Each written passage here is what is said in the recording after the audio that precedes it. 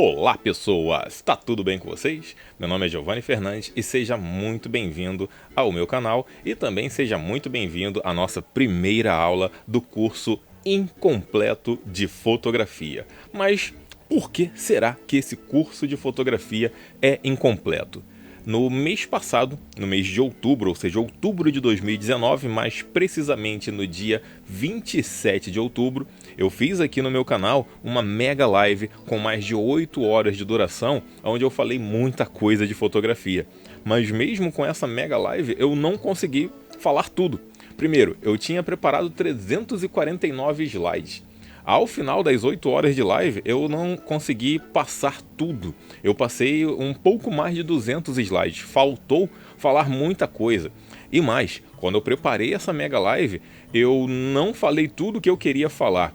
Eu fiz só metade do que eu queria. E ainda assim, durou 8 horas. Por isso que, por mais que nós estudemos fotografia, sempre vai haver mais coisas para estudar. Por isso que esse curso é o curso incompleto de fotografia. E seja muito bem-vindo.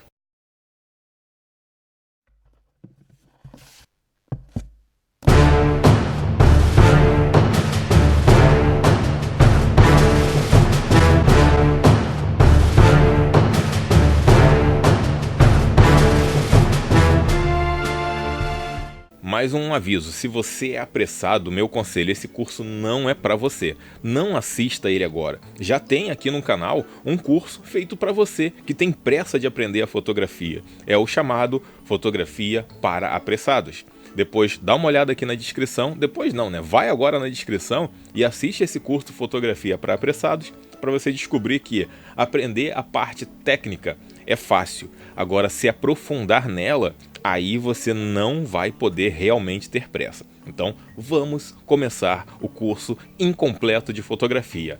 Aula 1. Vamos entender hoje sobre a história da fotografia. Muito bem, nesse curso vai haver exercícios teóricos e práticos sempre no final da aula. E sempre no final da aula, tendo esses exercícios teóricos e práticos, vai ter um link para você poder fazer. Então aqui na descrição do vídeo já tem um link com perguntas sobre essa aula. Mas antes de fazer essas perguntas e ter acesso a um conteúdo exclusivo para quem responder essas perguntas, vamos primeiro entender como surgiu a fotografia. A nossa necessidade de registrar as coisas não é uma coisa muito atual não, vem lá da época das cavernas. A datação de radiocarbono ela pode ser imprecisa para datarmos exatamente quando foram esses registros aí.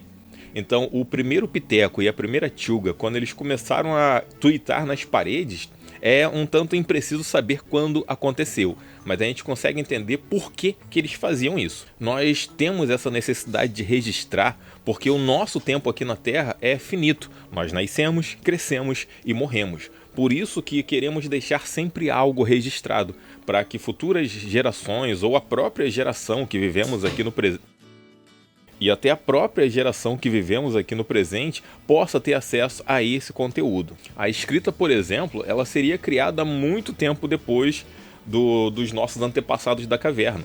Mas ainda assim, mesmo sem saber escrever e mesmo sem saber falar direito, conversar com outros homens da caverna, eles já escreviam na parede sensações que eles tiveram, medos que eles tinham, cultos que eles faziam.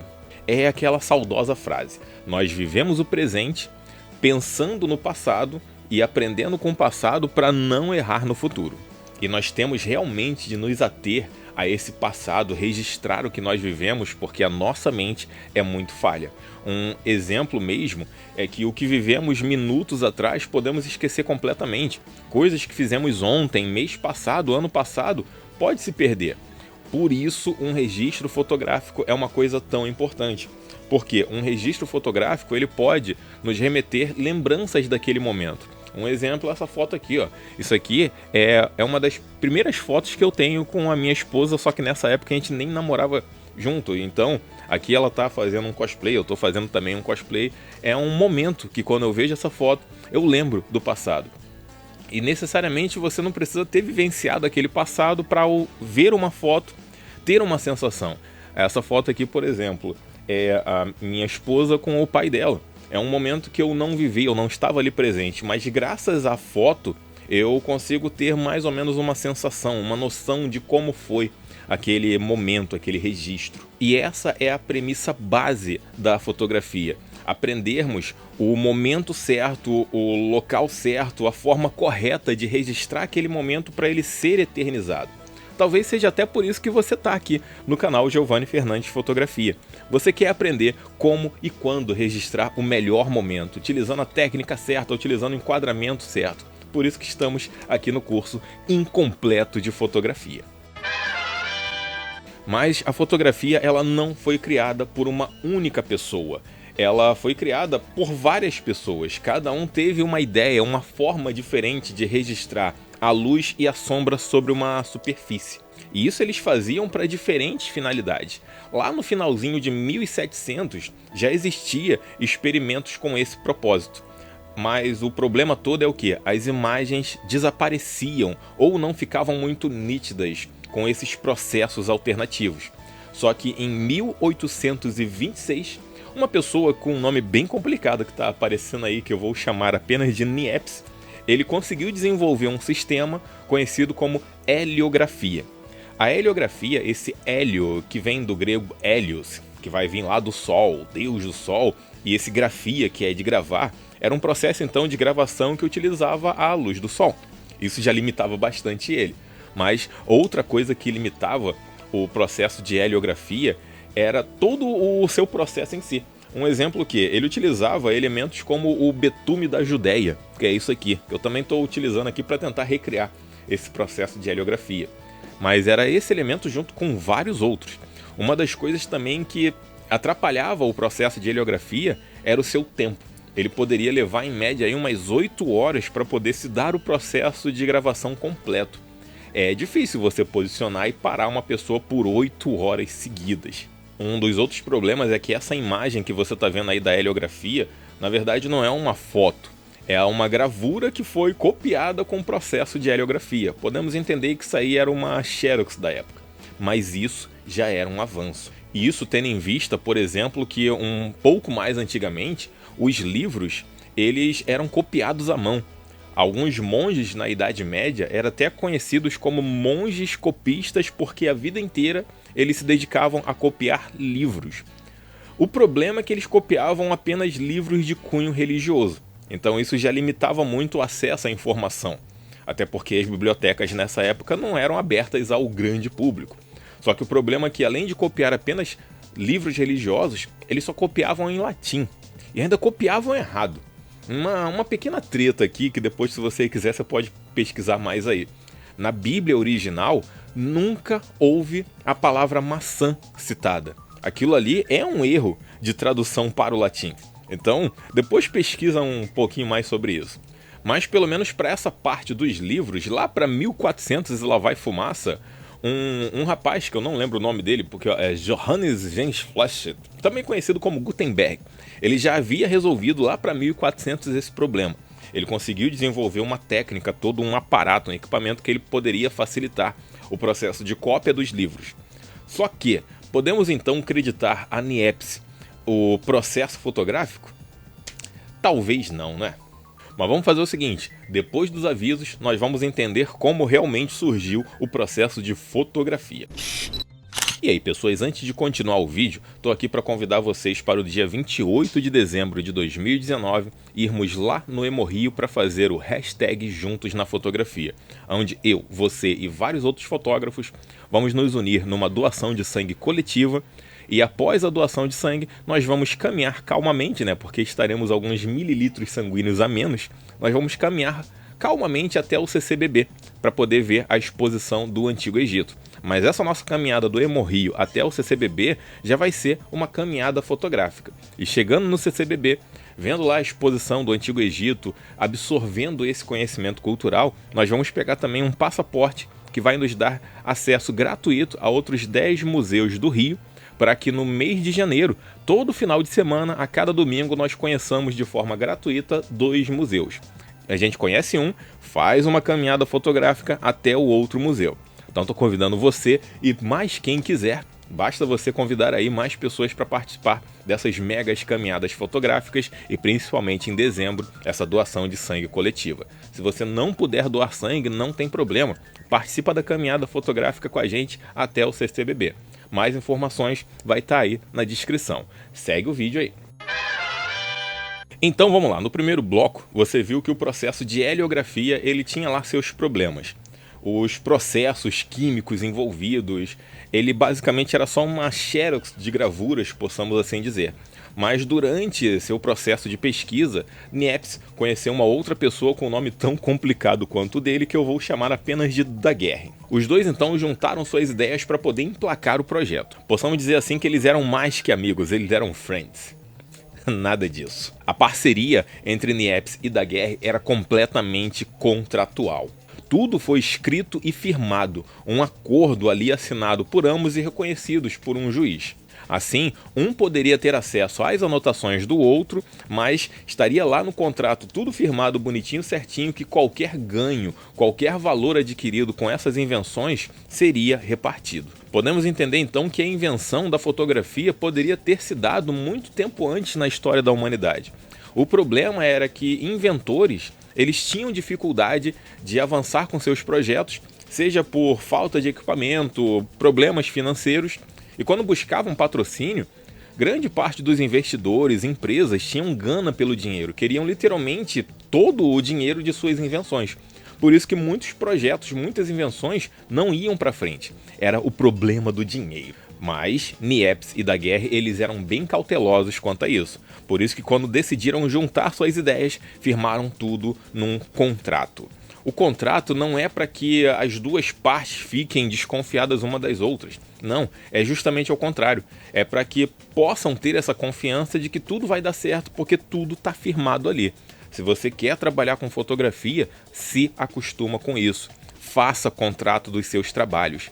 Mesmo que você fotografe de graça, faça um contrato, definindo ali aonde a pessoa pode usar aquela foto, por quanto tempo poderá usar aquela foto. O contrato, hoje em dia, ele não precisa ser apenas uma folha assinada. Até uma conversa hoje no WhatsApp serve como contrato. Se você quiser saber um pouquinho mais sobre isso, também quiser saber, por exemplo, sobre tipos de clientes, sobre como elaborar o MEI, que é o microempreendedor individual, e até mesmo como elaborar o seu valor fotográfico, ou seja, quanto cobrar pelos serviços, isso tudo já tem aqui no canal Giovanni Fernandes Fotografia, na playlist chamada Modo Além da Fotografia. Eu vou deixar essa playlist aí para você, e lembrando, também é totalmente de graça.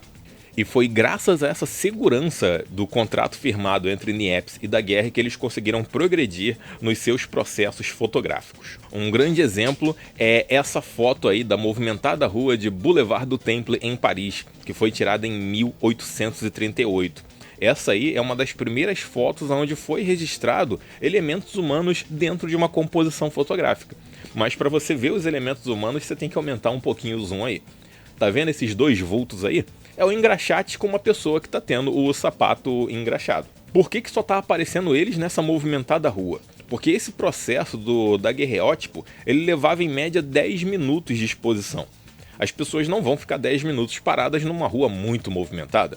Então, o daguerreótipo também tinha lá suas limitações, mas nada comparado às 8 horas do processo da heliografia. O problema também é que o processo do daguerreótipo, o processo final, já tendo a foto formada, era ainda complexo. A foto, por exemplo, feita, ela tinha que ficar fechada hermeticamente, não podia entrar ar ali. Se entrasse ar, estragava o registro inteiro. Mas já era um grande salto para a humanidade. Estávamos chegando aos processos fotográficos mais comuns que víamos no tempo da fotografia analógica, que depois virou um salto para a época digital. O problema é que esse pós, que é o daguerreótipo como invenção, deu problema. Porque Niepce já havia morrido nessa época, ele já havia falecido. E Daguerre preferiu pegar essa invenção e doar para o governo francês, em troca de uma pensão vitalícia. Isso fez com que a família do Niepce entrasse numa guerra judicial sem fim.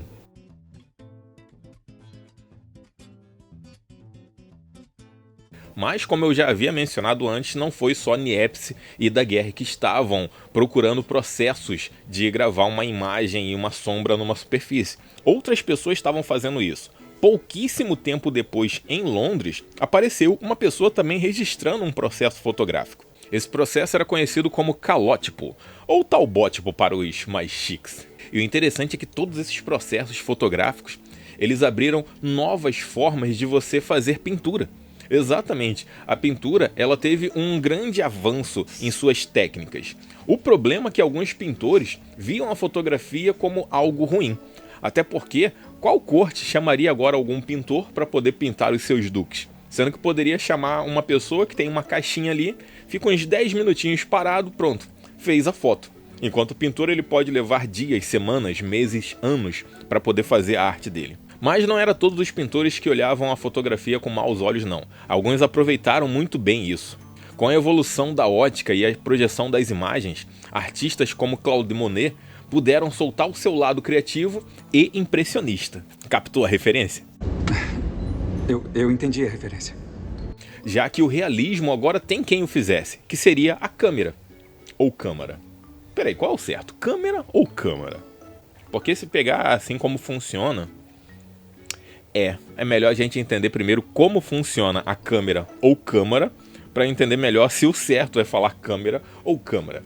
Só que para isso eu vou precisar de uma outra aula com vocês. Então vamos nos ver no domingo que vem, ao meio-dia, para entender o funcionamento da nossa câmera ou câmara. Que também vai servir para o teu celular, para a tua câmera compacta, seja lá o que for que registre a luz e a sombra numa superfície.